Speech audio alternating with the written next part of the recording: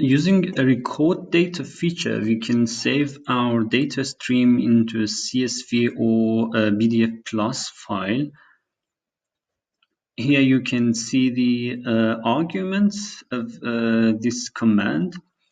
And now let's try to record the file. Name of the device.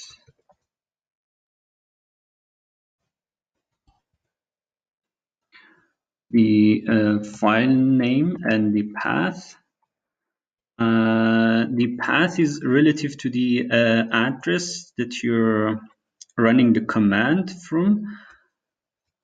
So now I want to put it in the documents folder, in a folder called ExplorePy recordings, and the name of the file, test file. I want to record data for 10 seconds and in CSV format.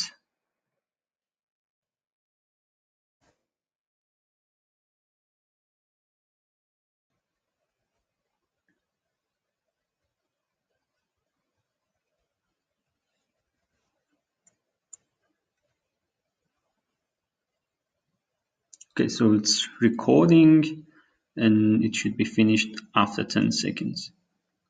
Okay, so here you can see the recorded file. It has been recorded in 3 files, one for the orientation, one for the markers, and one for the EXG data. So you can see that the timestamps and the data for 4 channels.